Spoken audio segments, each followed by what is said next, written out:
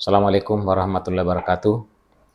Kita jumpa lagi dalam lanjutan formula ABCD, cara gampang belajar bahasa Inggris. Hanya dengan sebuah tabel dan rumus penyusunan kalimat, Anda sudah bisa membuat semua bentuk kalimat bahasa Inggris dengan cepat dan tepat. Dalam mata pelajaran apa saudara perempuan dan pintar? Ini kalimat dalam bahasa Indonesia, bisa saya rubah susunannya menjadi saudara perempuanmu pintar dalam pelajaran apa. Kalau kita masukkan ke dalam tabel ini, maka kita harus lihat dalam kalimat ini ada pemeran. Pemerannya adalah saudara perempuan Anda. Terus peranannya adalah pintar. Atau ini biasa disebut sebagai subjek. Atau ini dan ini predikat. Karena peranannya ini pintar adalah kata sifat, maka kita masuk di jalur 1. Jadi nanti membuat kalimatnya hanya dalam batas jalur 1 ini. Lalu karena kalimat ini kalimat pertanyaan, dia termasuk dalam kelompok kalimat tanya terbuka. Kalimat tanya terbuka itu adalah kalimat yang kalau dijawab harus buka mulut. Jadi pertanyaan seperti ini, dalam mata pelajaran apa saudara perempuan Anda pintar? Maka misalnya saya akan jawab, oh dia pintar dalam matematika, dia pintar dalam fisika, dan lain-lain sebagainya. Nah, mengucapkan kata-kata tersebut atau jawabannya, saya harus buka mulut. Makanya disebut ini sebagai tanya terbuka. Namun demikian penamaan itu hanya digunakan dalam pelajaran formula ABCD ini. Dalam pelajaran grammar metode yang lain itu tidak dikenal. Lalu rumusnya adalah ABCD karena kalimat tanya terbuka. Nah, inilah yang harus kita lengkapi. A, B, C, D. Ngambilnya dari mana? Ya, A-nya dari sini, B-nya dalam batas lajur 1 ini. Nah, A-nya jelas. Pertanyaan dalam mata pelajaran apa? Ini what tambah noun, what subject.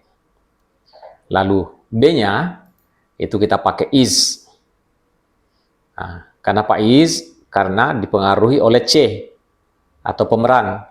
Pemerannya adalah she, ketiga tunggal. Sehingga sejajar dengan is. Kalau pemeran adalah we, maka kita menggunakan are. Kita menggunakan is. Jadi, what subject is your sister? Nah, tinggal D-nya. D-nya ini dari kata sifat. Pintar ini. Nah, pintar itu bisa kita gunakan kata smart atau clever. Tapi kita dalam kalimat ini kita gunakan smart in. Jadi, what subject is your sister smart in? In ini tidak terikat dengan rumus ABCD. Sehingga kalau in ini saya tempatkan di depan, itu tidak merubah arti juga. Ya, saya bisa mengatakan, in what subject is your sister smart? Bisa. Kita lanjut. Papan tulis itu dibersihkan setiap pagi. Nah,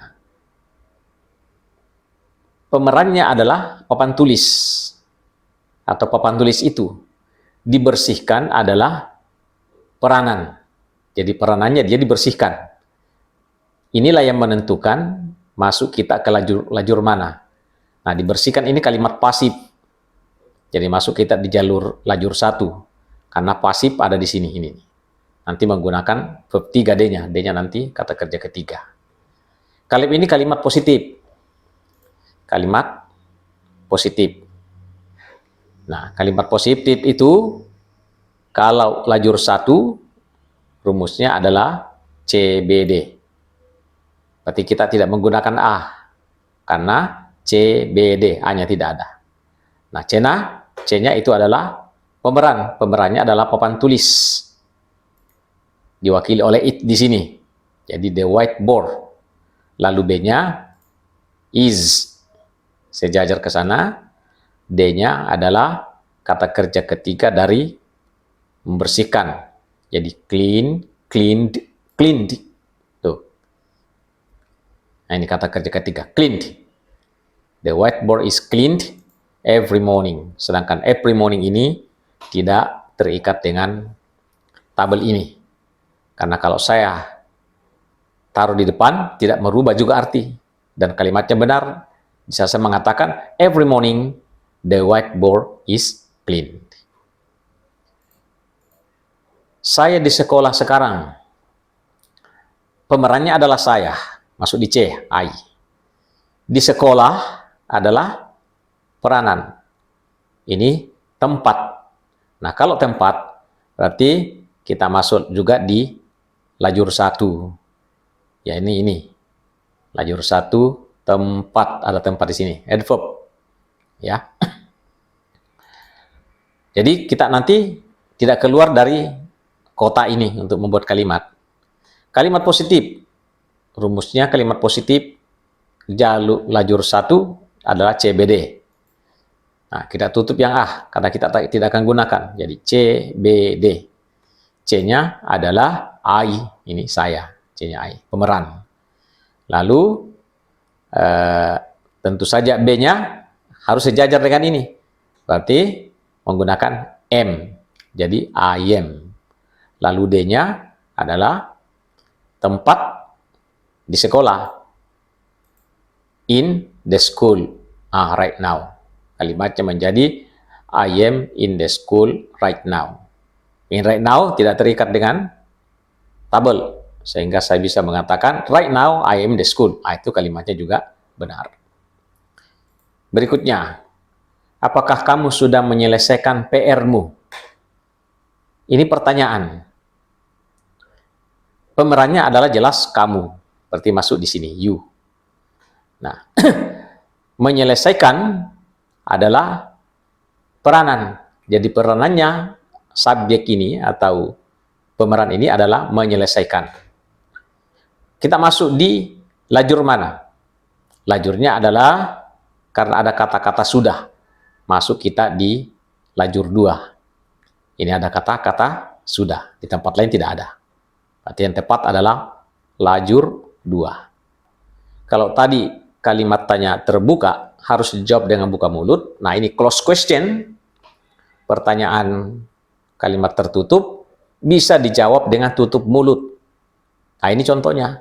Apakah kamu sudah menyelesaikan PR-mu? Saya bisa menjawab kalimat ini tanpa membuka mulut, dengan mengangguk. Atau menggelengkan kepala kalau belum. Nah, sehingga dalam metode ini, saya memberi nama kalimat tanya tertutup.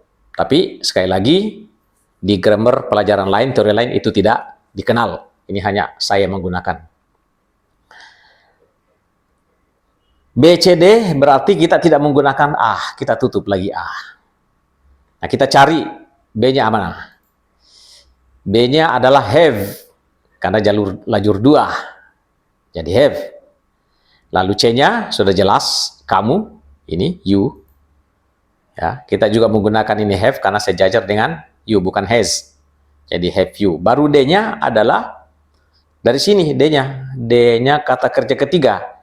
Kata kerja ketiga dari menyelesaikan adalah finished. Ya, finish. Kata kerja pertamanya finish tanpa ed. Kalau kata kerja ketiganya adalah finished. Jadi have you finished your homework? Berikutnya, bulan pertama adalah Januari. Nah, pemeran di sini adalah bulan pertama. Bulan pertama sebagai pemeran. Peranannya adalah Januari. Januari. Januari ini adalah kata benda. Sehingga kita masuk di lajur 1. Karena kata benda ada di sini, noun. Setelah itu, rumus kalimat positifnya adalah lajur 1 juga, CBD. Sehingga kita tidak menggunakan A. Kita cuma butuh C, B, D. Ya. C-nya mana? It, ya. The first month. The first month. Baru B-nya adalah is yang sejajar. Kemudian D-nya adalah noun January.